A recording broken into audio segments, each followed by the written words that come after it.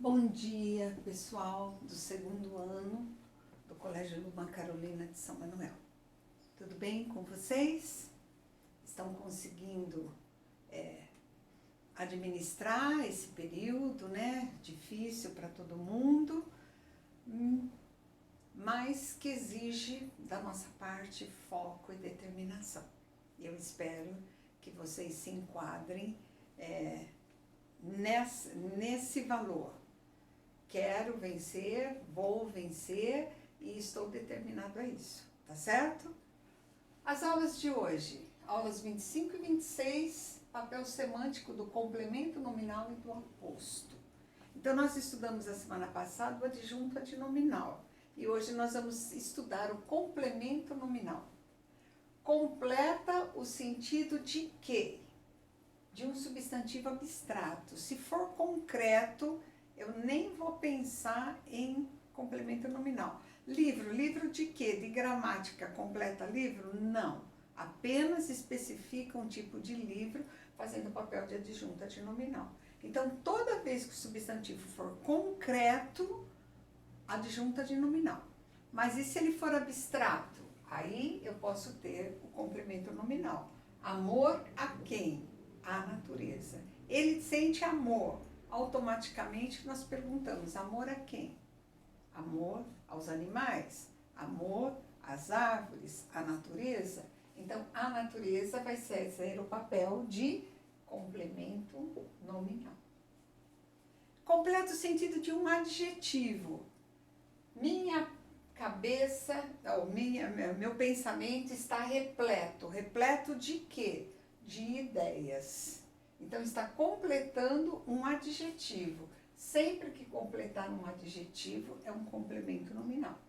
E, excepcionalmente, mas pode acontecer, a completar um advérbio.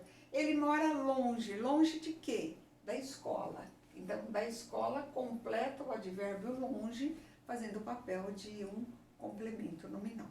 Tá certo? Então, o complemento nominal completa o sentido de um nome substantivo, de um nome adjetivo ou de um advérbio. Sempre vai vir regido de preposição. Guardem esse dado aqui. Não existe adjunto adverbial sem preposição na pergunta e sem a preposição presente. Ele vai registrar ser paciente da ação. Ele nunca faz, ele é feito. Ele recebe a ação daquele nome, tá? Então, complemento nominal completa o sentido de substantivo abstrato, adjetivo ou advérbio. E o adjunto adnominal? Vamos lembrar aqui que a gente fez a semana passada, associado ao nome. Livro de gramática, com ou sem preposição, um livro bom, um livro de gramática, um livro de ficção, tá?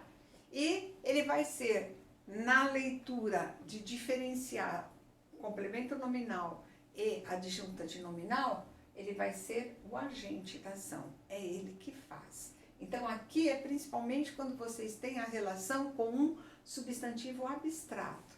Por exemplo, a explicação do assunto foi convincente, a explicação do professor foi convincente. Elas parecem idênticas, elas parecem ter a mesma classificação, mas nós vamos ver aqui, ó, que quando eu falo a explicação do assunto, a relação de assunto com explicação, eu pergunto para vocês, assunto explica? Vocês vão me responder, não. Assunto é explicado, então ele é paciente. E toda vez que ele for paciente, ele vai ser complemento nominal, tá? A explicação do professor foi convincente. Do professor, ele explica ou ele é explicado? O professor explica. Toda vez que ele for agente, ele é um adjunto adnominal. Então, vocês vão se fazer essa pergunta. Quando vocês tiverem a ligação com um substantivo abstrato, vocês vão pensar, professor explica ou é explicado? O assunto explica ou é explicado? Tá certo? Então, nós vamos ter aqui paciente, complemento, agente, adjunto. Esse é um dado muito importante que vocês devem compreender, tá? A invasão dos turistas. Os turistas invadem. A A invasão dos turistas nos locais públicos, eles invadem, tá? A invasão dos insetos, eles invadem. A invasão dos animais, eles invadem. Tudo adjunta de nominal. Agora, quando eles são invadidos, então vocês vão ter o complemento nominal, tá certo? Então, nós vamos ter aí agente adjunto, paciente complemento, tá ok? Então, vamos dizer assim, nessa leitura, nós chamamos a atenção que muitas vezes ela gera ambiguidade na interpretação. A população condenou a matança dos criminosos. Aí eu entendo assim, eles foram mortos ou eles é que mataram? Aí fica ambíguo. Então nós vamos ter aqui, se eles matam, é adjunta de nominal. Se eles são mortos, é complemento nominal. Então, muitas vezes fica essa dúvida, por quê? Eu posso falar, na matança dos criminosos, tanto eu posso fazer a leitura de que eles foram mortos, ou eu posso fazer a leitura de que eles mataram. Normalmente, o contexto esclarece essa dúvida, mas tomem cuidado na sua redação para, de repente, vocês não criarem uma situação como essa. E, às vezes, os exercícios de ambiguidade, eles vão explorar exatamente esse duplo significado aí de agente e paciente. Agente adjuntem, guardem AA, agente adjunto e paciente complemento. Certo, pessoal? Agora a gente vai trocar a lousa para ver o aposto e o vocativo na continuidade da aula, tá ok? Turminha, continuando agora. Vamos ver aqui o aposto. O que seria o aposto? É um termo associado ao substantivo. Ele está sempre ligado e explicando, nomeando, especificando um substantivo. Então, ele agrega informações, ele vem dar um detalhe a mais, uma explicação a mais sobre aquele substantivo. Por exemplo, Dom Pedro II, o imperador do Brasil, foi exilado. Então, na verdade, o imperador do Brasil agrega uma informação a mais a respeito de Dom Pedro II. Então, esse é o papel do aposto, ele vem acrescentar uma informação. Então, ele pode fazer isso explicando, especificando, como neste caso aqui, ó. Ele explica, ele especifica quem é Dom Pedro II, o imperador do Brasil. Neste caso aqui, ele vai vir sempre entre vírgulas. Essa explicação, esse dado a mais que é apresentado, ele vai ser colocado entre vírgulas.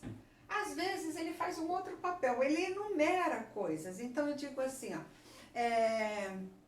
li alguns assuntos diversos, 2 pontos. História, filosofia, geografia e sociologia.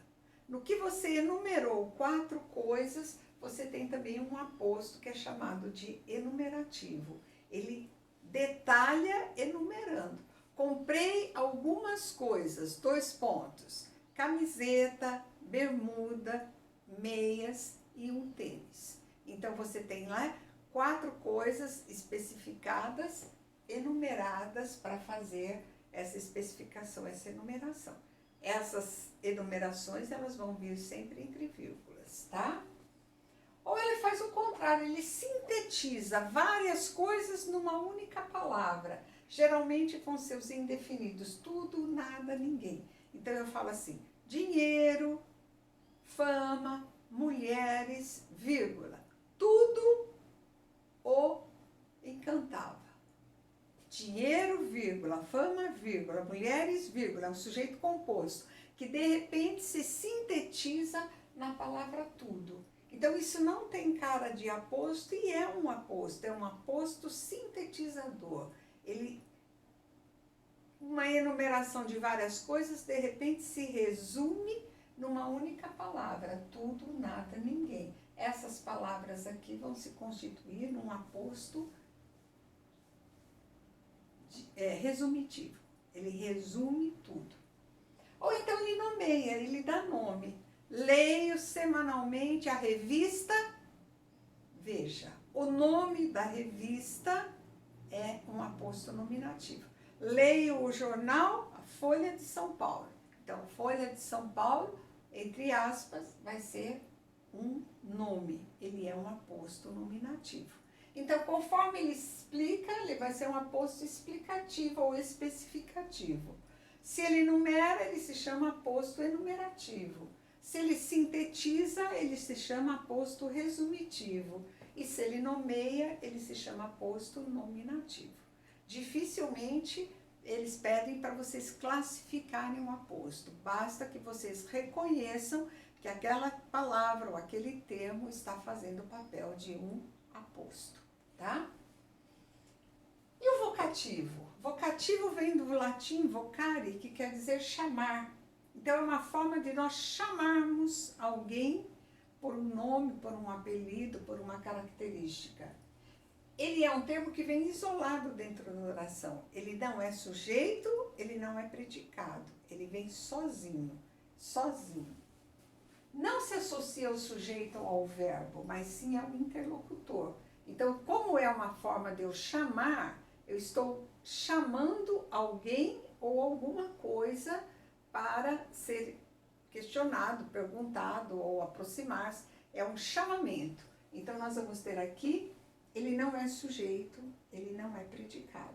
Ele é um termo isolado, sozinho. Ele se apresenta sem preposição. Se você está chamando alguém, você não chama de alguém, a alguém, para alguém. Não, você chama o nome.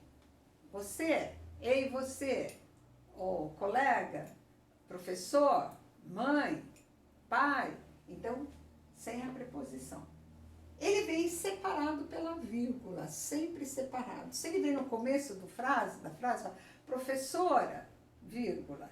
Se ela vem no meio da frase, posso, vírgula, professora, vírgula, ir ao banheiro, isolado pela vírgula. Ele pode vir no final assim, posso ir ao banheiro, vírgula, professora.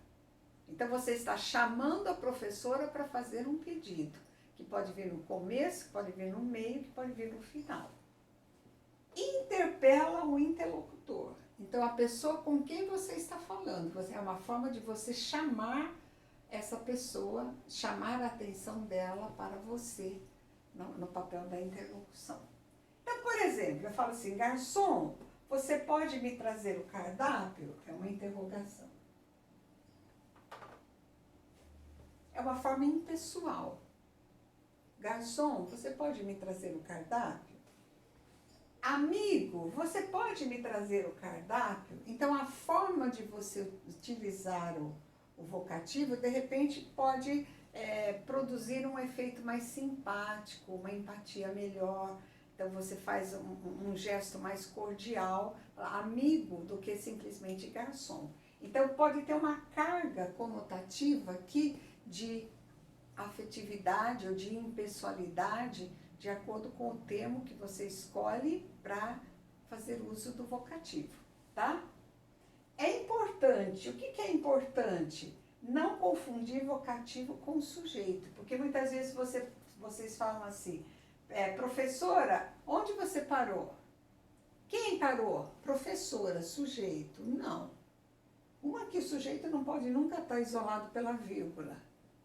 Então, nós vamos ter, eu chamo professora, o sujeito é quem parou?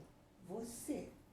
Então, às vezes aparece o sujeito oculto. Então, eu pego lá o verso, Deus, ó Deus, onde estás que não respondes?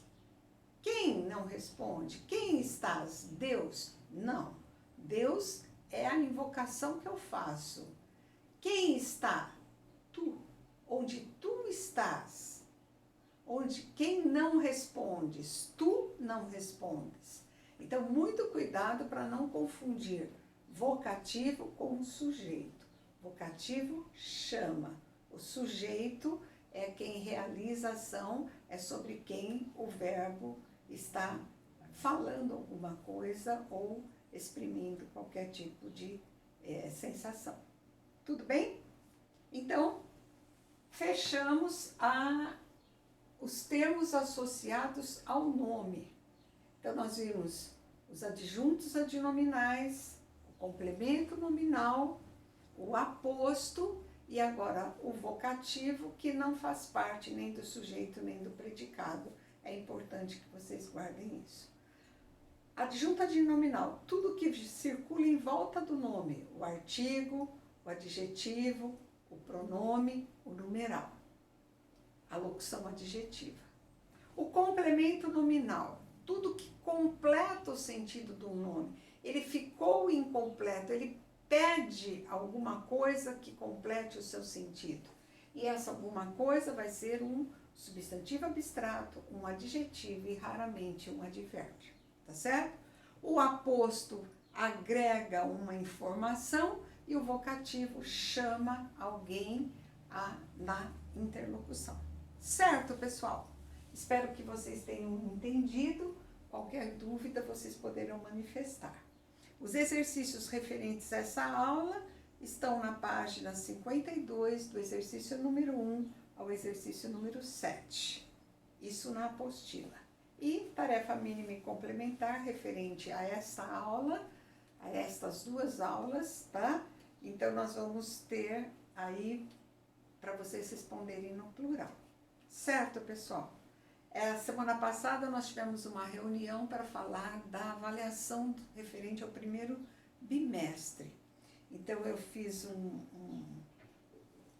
acordo com o Marcel, nós vamos aplicar a prova juntos para facilitar para vocês aí. A interpretação vai ficar por conta do Marcel e a parte de gramática vai ficar por minha conta. Então, nós vamos ter 5 questões interpretativas e 5 questões gramaticais. Então, nós vamos associar num único momento para facilitar o acesso, facilitar o resultado. Então, a mesma nota vai valer para a redação e para gramática na aplicação dessa prova. Se eu não me engano, ela vai ser no dia 24 de junho, mas isso depois nós confirmaremos para vocês. Os assuntos são referentes à primeira apostila e depois também eu vou especificar alguns itens para a composição dessa prova. Tá certo, pessoal? Então, uma boa semana para vocês, um bom trabalho. Espero que o resultado esteja sendo positivo, que vocês estejam conseguindo resolver os exercícios e é muito importante, a prática dentro da sintaxe é a coisa mais importante. Primeiro momento, entender os conceitos. O segundo momento, aplicar fazendo muito exercício. É desse jeito que vocês aprendem a reconhecer. Certo? Boa semana para vocês, bom estudo, fiquem bem, fiquem com Deus, proteção para vocês e para todos os seus familiares. Beijo grande. Tchau, pessoal.